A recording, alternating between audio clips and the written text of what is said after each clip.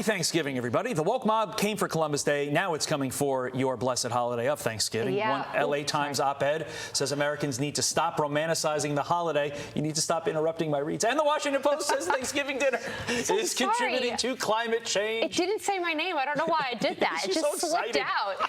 Well, joining us live is Georgia Congressman Buddy Carter, member of the GOP Doctors Caucus. Congressman, we're so grateful to have you on today. Every year we get these kind of headlines from the media. Do people in your district feel this way? Where is this coming from?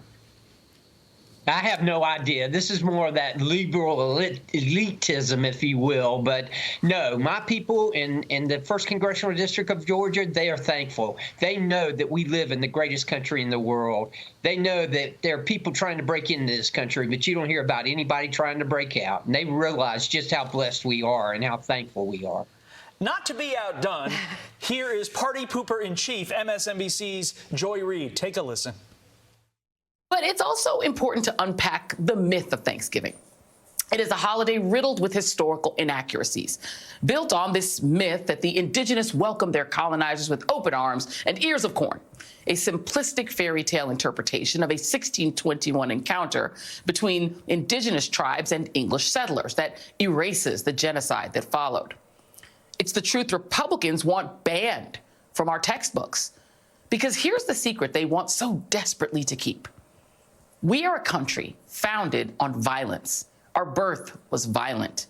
In 1619, a ship with more than 20 enslaved Africans landed in Virginia, ushering in 2 centuries of American slavery that left millions in chains or dead.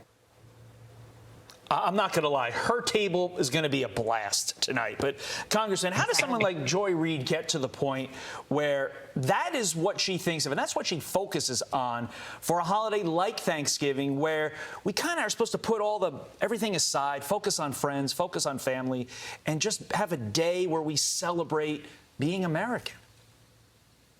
Absolutely. And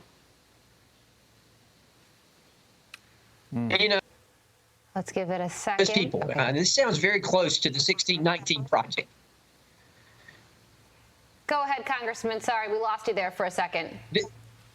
Okay, this sounds very close to the 1619 project, and you know that has no place in Thanksgiving, just like it has no place in our classrooms. And you know, this revisionist theory that we should go back and revisit everything and revise everything that we've always been taught.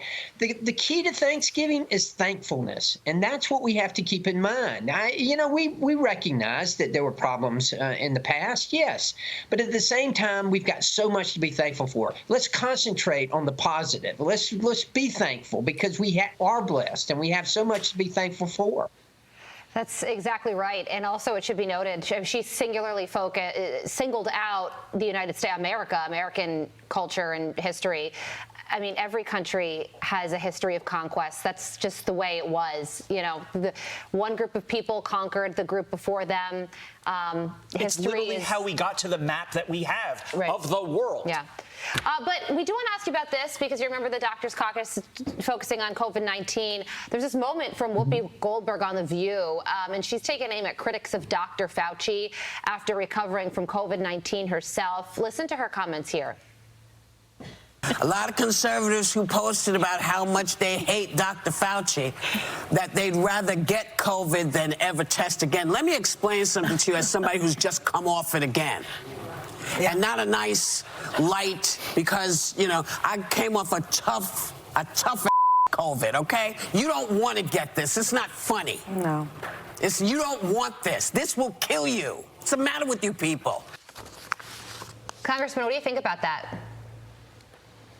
Let me get this straight now. She's just coming off of COVID and she did get the vaccine. You know, I'm a little bit confused here. But at the same time, look, I do believe the vaccine is safe and effective. I'm a member of the Doctors Caucus, a healthcare professional, a pharmacist. I went through the clinical trials. I wanted to set a good example as a healthcare professional and as a congressman. But people should have the right to make that decision. It should be a decision they make between them and their doctor, them and their pharmacist, them and their family, not between them and the government. That's the key here. Yeah, I hope everybody gets it, and I think they should, but there are reasons why people aren't going to get it, and they should have that right to refuse it if they so choose.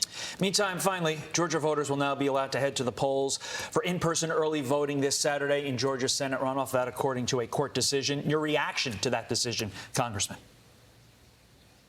Well, here we have Raphael Warnock trying to use legal trickery to win the runoff election. And, you know, it's not going to work. Look, Herschel Walker is a fine candidate. He's going to do a great job as our senator. The people of Georgia recognize that. They know we need a conservative voice. Raphael Warnock is one of the most liberal senators in the United States Senator. He does not represent the values of the state of Georgia. Herschel Walker does. He'll be a great senator from the state of Georgia once he is elected. Yeah, and there has always been early voting in Georgia for the runoff election included. There was just a ruling that said that there was a law that said that there couldn't be early voting the Saturday after a holiday. That was just overturned. So that's what this topic is about. Congressman Carter, thank you so much for joining us. Thank you. Happy Thanksgiving. You too. You too. I'm Steve Ducey. I'm Brian Kilmeade. And I'm Ainsley Earhart. And click here to subscribe to the Fox News YouTube page to catch our hottest interviews and most compelling analysis.